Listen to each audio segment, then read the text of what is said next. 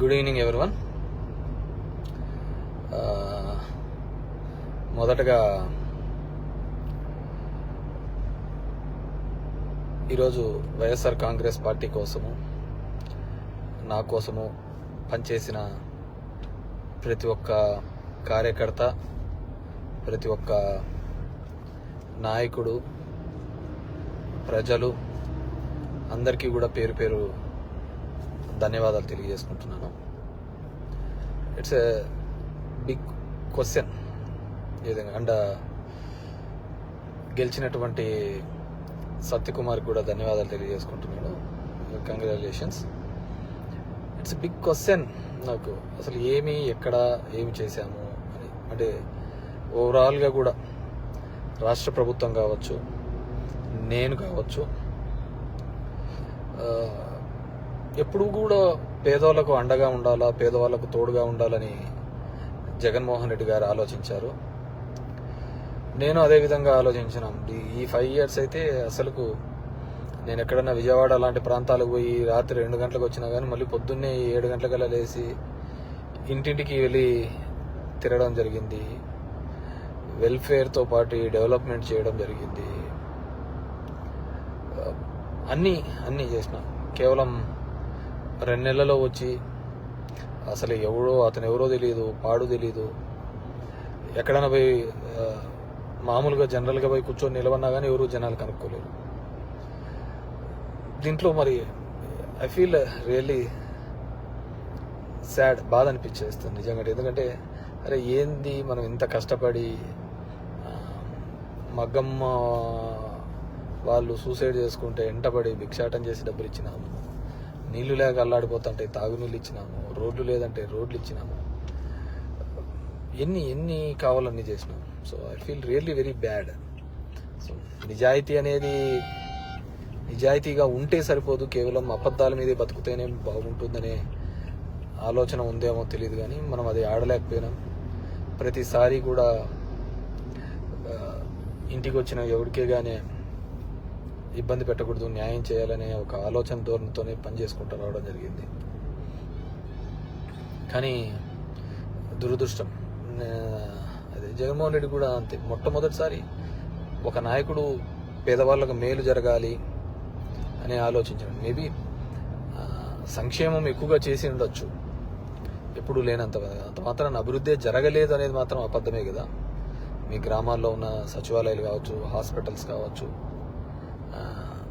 అసలు అవినీతి లేకుండా జరగడం ఏంది? ఇంతకుముందు ఏ విధంగా ఉండేది, ఇప్పుడు ఏ విధంగా ఉండేది, వాటిని కూడా చూడలేకపోవడము దురదృష్టకరమే అనుకోవాలి. సో ఏదేమైనప్పటికీ కూడా నేను దగ్గర ఒక పోస్టల్ బ్యాలెట్తో చూసుకుంటే 2600 ఎంతతో ఓడిపోవడం జరిగింది. ధర్మవరం పట్టణంలోనే ఎప్పుడు నేను నిరంతరము ఎప్పుడు అందుబాటులోనే ఉంటాను. అయినా కానీ తెలుసు మరి ఏమి వాళ్ళకు నచ్చిందో, కొత్తగా వచ్చింది, ఏమి నన్ను ద్వేషించినారో, ఏదైనప్పటికీ కూడా ఇది నాకు ఒక ఏ రాజకీయ పార్టీకైనా ఇది ఒక గుణపాఠం లాగానే. ఎందుకంటే ఇంతకుముందు జగన్ రెడ్డి గారు ప్రెస్ మీట్లో చెప్పినట్టు అంతమందికి ఒక మేనిఫెస్టో చెప్పి ఆ మేనిఫెస్టోలో 99% చెయ్యాలి అనే ఆలోచన. ఎందుకంటే ఇంతకుముందు చెప్పిన వాళ్ళందరూ మర్చిపోయేవాళ్ళు, పక్కన పడేసేవాళ్ళు. సో దానికి కర్నూలు చావుకు చాలా ఉన్నాయని చెప్పి అబద్ధాలు అనే దానిల మీద ఈ టైటిలింగ్ యాక్ట్ అంటారు, ల్యాండ్ టైటిలింగ్ యాక్ట్ అంటారు, ఇది అంటారు. అరే కొద్దిగా కామన్ సెన్స్గా ఆలోచించారు. గవర్నమెంట్ ఇచ్చిన ఇంటి పట్టాలకే రిజిస్ట్రేషన్ డాక్యుమెంట్లు ఇచ్చినాడు. గవర్నమెంట్ ఇచ్చిన ఇంటి పట్టాలకే రిజిస్ట్రేషన్ డాక్యుమెంట్ ఇచ్చినాడు. అది కూడా మాట్లాడితే ఎట్లా? గవర్నమెంట్ ల్యాండ్లకే రిజిస్ట్రేషన్ చేపించి ఒరిజినల్ పత్రాలు ఇచ్చినాడు.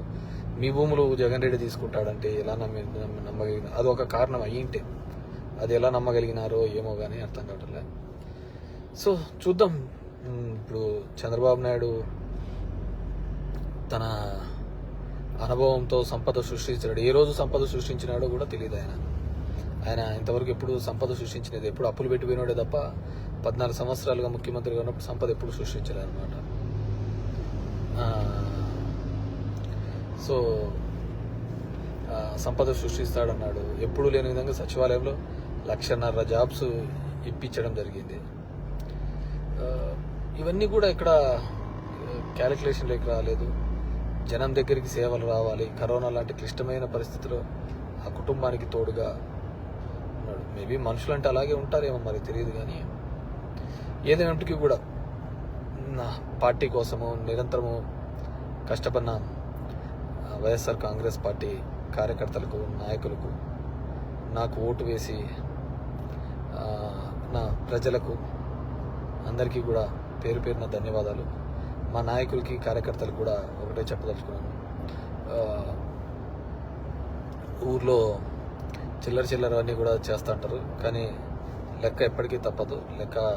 లెక్కలు ప్రతి ఒక్కరు ఉంటాయి.